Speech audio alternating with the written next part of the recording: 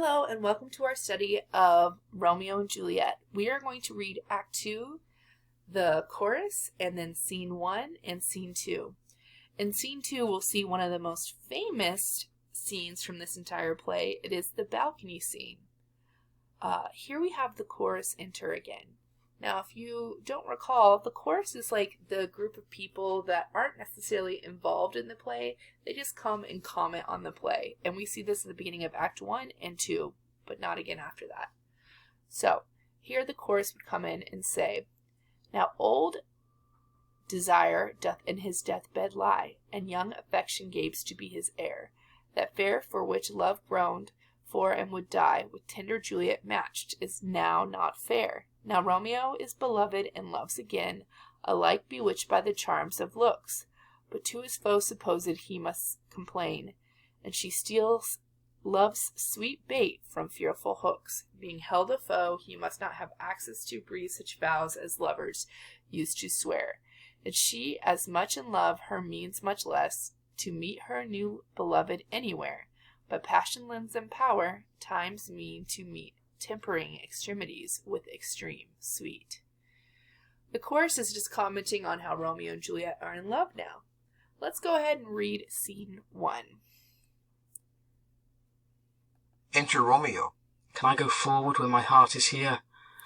Turn back, dull earth, and find thy centre out. He climbs the wall and leaps down within it. Enter Benvolio and Mercutio. "Romeo! My cousin Romeo!" "He is wise, and on my life hath stolen him to bed." "He ran this way and leapt this orchard wall. Call, good Mercutio." "Nay, I'll conjure too. Romeo, humours, madman, passion, lover, appear thou in the likeness of a sigh. Speak but one rhyme, and I am satisfied. Cry but ah me, pronounce but love and dove. Speak to my gossip Venus one fair word, one nickname for her purblind son and heir, young auburn Cupid, that shot so trim when King Cophetua loved the beggar maid. He heareth not, he stirreth not, he moveth not. The ape is dead, and I must conjure him. I conjure thee, by Rosalie's bright eyes, by her high forehead and her scarlet lip, by her fine foot, straight leg, and quivering thigh, and the demesnes that there adjacent lie, that in thy likeness thou appear to us." "And if he hear thee, thou wilt anger him." "This cannot anger him. 'Twould anger him to raise a spirit in his mistress's circle of some strange nature, letting it there stand till she had laid it and conjured it down. That were some spite. My invocation is fair and honest, and in his mistress's name I conjure only but to raise up him." "Come, he hath hid himself amongst these trees to be consorted with the humorous night. Blind is his love, and best befits the dark." "If love be blind, love cannot hit the mark. Now will he sit under a medlar tree, and wish his mistress were that kind of fruit as maids call medlars when they laugh alone. Romeo, good night. I'll to my truckle bed. This field bed is too cold for me to sleep. Come, shall we go?" "Go then, for 'tis in vain to seek him here that means not to be found." Exit. Let's pause right quick. Alright, so we have a scene in which Mercutio and Benvolio are half-heartedly trying to find Romeo. Romeo has scampered off and is kind of listening in, but he's trying to find Juliet, really. Mercutio is kind of teasing him and saying, "Oh, I'm conjuring you by the look of this girl that you love," and he's kind of teasing Romeo because what has Romeo done all through Act 1? Basically, he's just been whiny about this girl Rosaline and saying how he can never be happy and is so sad and draws the blinds and cries every morning. And it's like Mercutio is just teasing him at this point because really, that's a little bit extra. So, let's go ahead and skip into Scene 2, Capulet's Garden. This is that famous scene that you may have seen and movies and plays and referenced in other works. And this is a scene in which we can envision Romeo calling up to Juliet from the bottom, looking up to the balcony, and there she is overlooking down to Romeo. All right. And here we have Romeo. He's about to say he jests at scars that never felt a wound. He's talking about Mercutio's teasing him, but Mercutio's never been in love. So how could he know the pain it is to be in love? All right, let's continue our reading. Scene 2. Capulet's garden. Enter Romeo. He jests at scars that never felt a wound. Juliet appears above at a window. But soft. What light through yonder window breaks? It is the east, and Juliet is the sun. Arise, fair sun, and kill the envious moon, who is already sick and pale with grief that thou, her maid, art far more fair than she. Be not her maid, since she is envious. Her vestal livery is but sick and green, and none but fools do wear it. Cast it off. It is my lady. Oh, it is my love. Oh, that she knew she were. She speaks, yet she says nothing. What of that? Her eye discourses. I will answer it. I'm too bold. 'Tis not to me she speaks. Two of the fairest stars in all the heaven, having some business, do entreat her eyes to twinkle in their spheres till they return. What if her eyes were there, they in her head? The brightness of her cheek would shame those stars, as daylight doth a lamp. Her eyes in heaven would through the airy region stream so bright, that birds would sing and think it were not night. See how she leans her cheek on her hand. Oh, that I were a glove upon that hand, that I might touch that cheek. Ah me. She speaks. Oh, speak again, bright angel, for thou art as glorious to this night being o'er my head, as is a winged messenger of heaven unto the white upturned wondering eyes of mortals that fall back to gaze on him when he bestrides the lazy pacing clouds and sails upon the bosom of the air. Oh, Romeo, Romeo, wherefore art thou Romeo? Deny thy father, and refuse thy name, or if thou wilt not, be but sworn my love, and I'll no longer be a Capulet. Aside. Shall I hear more, or shall I speak at this? 'Tis but thy name that is my enemy. Thou art thyself, though not a Montague. What's Montague? It is nor hand, nor foot, nor arm, nor face, nor any other part belonging to a man. Oh, be some other name. What's in a name? That which we call a rose by any other name would smell as sweet. So Romeo would, were he not Romeo called, retain that dear perfection which he owes without that title. Romeo, doff thy name, and for that name which is no part of thee, take all myself. I take thee at thy word. Call me but love, and I'll be new baptized. Henceforth I never will be Romeo. What man art thou, that thus be screened in night, so stumblest on my counsel? Okay, let's pause here. So, we definitely see Romeo talking for a long time here. And if you guys recall, a long speech, when no one else is around to necessarily hear it, we call that a soliloquy. So Romeo is revealing to the audience his feelings for Juliet. Now, you have to question, does Juliet know he is down below looking up at her? In fact, she doesn't. And he is talking about her, which to me, this is kind of creepy, right? He's down in the bushes looking up at her, saying, oh, she's so beautiful. Oh, if I could just be that hand that touches her cheek. To me, this is a little bit much. Especially after knowing her for what, like 20 minutes, if that. And so Juliet says, ay me. She goes out to think about Romeo coincidentally as well. And she says one of her most famous lines here. She says, oh, Romeo, Romeo, wherefore art thou Romeo? Now, my students always get confused because they think that wherefore means where are you, Romeo? But wherefore back in the day means why. Romeo, Romeo, why are you Romeo? This has a deeper meaning than where are you. She's saying, why are you Romeo? Deny thy father and refuse thy name, or if thou wilt not be but sworn my love, and I'll no longer be a Capulet. So Juliet is lamenting the fact that she is a Capulet, and she wishes that Romeo could be anything but a Montague, but that's not the case. And so Romeo, he has an aside here, and if you guys recall, an aside is when you kind of speak off to the maybe to the side without the rest of the characters noticing, or perhaps sometimes an aside is directed to another character just for those two characters to hear on the stage. But he says, oh, shall I hear more, or shall I speak at this? And so he's listening in, eavesdropping on Juliet talk about him, and he is kind of determining, should I say something or not? Another famous quote from Juliet here is, she says, what's in a name? That which we call a rose by any other name would smell as sweet. So Romeo would, were he not Romeo called.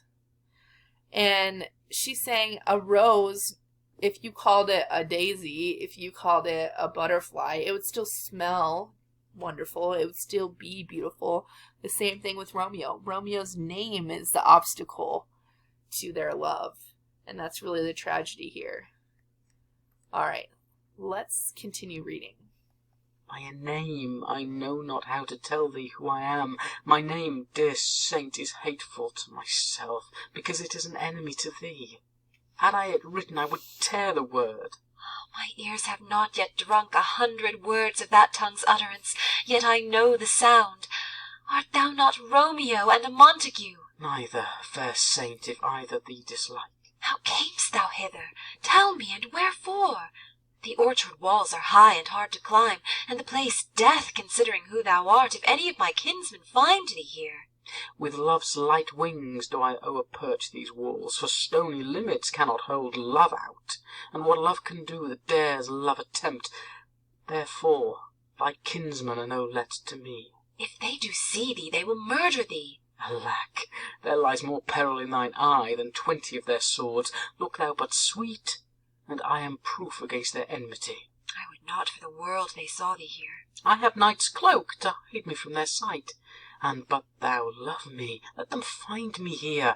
My life were better ended by their hate than death prorogued, wanting of thy love. By whose direction foundst thou out this place? By love, that first did prompt me to inquire.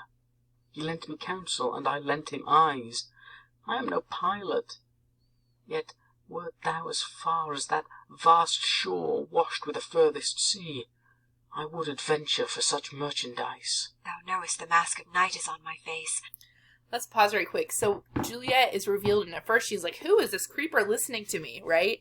And then she realizes, oh, it's her beautiful Romeo. And it's kind of interesting because Romeo is claiming that he went over the wall. She's like, how did you get in here? He climbed him over with his love's wings. And Juliet says, if they catch you here, they're going to murder you. He says, oh, don't worry. Night has cloaked me from their eyes. This is, again, Romeo acting out of haste, acting out of stupidity, and not really thinking things through. He is really putting himself in danger just to kind of go spy on Juliet. Let's continue and hear about what she has to say. Else would a maiden blush bepaint my cheek for that which thou hast heard me speak tonight. Fain would I dwell on form, fain deny what I have spoke. But farewell, compliment. Dost thou love me? I know thou wilt say aye, and I will take thy word. Yet if thou swear'st, thou mayst prove false. At lovers' perjuries, they say, Jove laughs. O gentle Romeo, if thou dost love, pronounce it faithfully. Or if thou think'st I am too quickly won, I'll frown and be perverse and say thee nay, so thou wilt woo. But else, not for the world. In truth, fair Montague, I am too fond. and therefore thou mayst think my haviour light. But trust me, gentlemen, I'll prove more true than those that have more cunning to be strange. I should have been more strange, I must confess, but that thou overheardst ere I was ware my true love passion. Therefore pardon me, and not impute this yielding to light love which the dark night hath so discovered. Lady, by yonder blessed moon I swear, that tips with silver all these fruit tree tops. Oh, swear not by the moon, the inconstant moon that monthly changes in her circled orb, lest that thy love prove likewise variable. What shall I swear by? Do not swear at all. Or if thou wilt, swear by thy gracious self, which is the god of my idolatry, and I'll believe thee. With my heart's dear love. Well, do not swear. Although I joy in thee, I have no joy of this contract tonight. It is too rash, too unadvised, too sudden, too like the lightning, which doth cease to be ere one can say it lightens. Sweet good night. This bud of love by summer's ripening breath may prove a beauteous flower when next we meet. Good night, good night. As sweet repose and rest come to thy heart as that within my breast. Oh, wilt thou leave me so unsatisfied? What satisfaction canst thou have tonight? The exchange of thy love's faithful vow for mine. I gave thee mine before thou didst request it, and yet I would it were to give again. Wouldst thou withdraw it? What purpose, love? But to be frank, and give it thee again. And yet I wish but for the thing I have. My bounty is as boundless as the sea, my love as deep. The more I give to thee, the more I have, for both are infinite. I hear some noise within. Dear love, adieu. Nurse calls within. Anon, good nurse. Sweet Montague, be true. Stay but a little, I will come again. Exit. Oh, blessed, blessed night, I am afeard, being in night. All this is but a dream, too flattering sweet to be substantial. Enter Juliet above. 3 words, dear Romeo, and good night indeed. If that thy bent of love be honourable, thy purpose marriage, send me word to-morrow by one that I'll procure to come to thee, where and what time thou wilt perform the rite. And all my fortunes at thy foot I'll lay, and follow thee, my lord, throughout the world. Within. Madam, I come anon. But if thou mean'st not well, I do beseech thee. Within. Madam, by and by I come. To cease thy suit and leave me to my grief, to-morrow will I send. So thrive my soul. 1,000 times good night. Exit. 1,000 times the worse to want thy light. Love goes toward love as schoolboys from their books, but love from love toward school with heavy looks. Retiring slowly. Re-enter Juliet above. Hist, Romeo, hist! Oh, for a falconer's voice to lure this tassel gentle back again! Bondage is hoarse and may not speak aloud, else would I tear the cave where Echo lies, and make her airy tongue more hoarse than mine, with repetition of my Romeo's name. It is my soul that calls upon my name. How silver sweet sound lovers' tongues by night, like softest music to attending ears. Romeo, My dear, at what o'clock to-morrow shall I send to thee? at the hour of 9.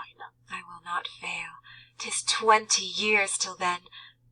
I have forgot why I did call thee back. Let me stand here till thou remember it. I shall forget to have thee still stand there, remembering how I love thy company. And I'll still stay, to have thee still forgetting any other home but this. 'Tis almost morning.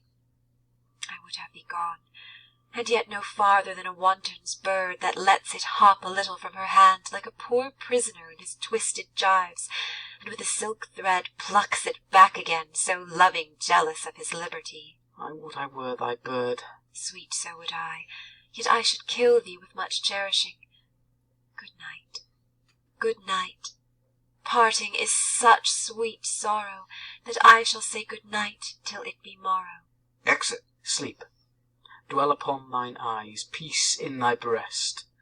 Would I were sleep and peace, so sweet to rest. Hence will I to my ghostly father's cell, his help to crave, and my dear hap to tell. Exit. Scene 3. Okay, let us kind of revisit what would just happen. So Romeo and Juliet, They are talking about, oh, I love you, and yet Romeo still doesn't feel satisfied. He wants more. And what do they decide to do? Did you guys catch it? Juliet says, if thy bent of love be honorable, thy purpose marriage, send me word tomorrow by one that I'll procure to come to thee, where and what time thou wilt perform the rite, and all my fortunes at thy foot I'll lay, and follow thee, my lord, throughout the world. They agree to get married. Okay, you guys, let's remember they met at the party that night. It's still night, and they have decided to get married. They're that in love. So, Romeo agrees to send word to Juliet, okay, and at what time, and he says, pretend like you're going to shrift, i.e. confession, and we will get married there. So, we're about to see Romeo go see his good friend and confidant, Friar Lawrence, in the next scene. But I hope you guys spend some time thinking about this interaction. And while it may seem romantic, I often look at this and think, wow, they are just really rushing into a major life decision. And is that a good decision? Okay, well, I hope this was helpful for you guys today. Please let me know in the comments if there's more that you'd like me to cover. And come back and visit for Act 2, Scene 3. See you next time. Thanks.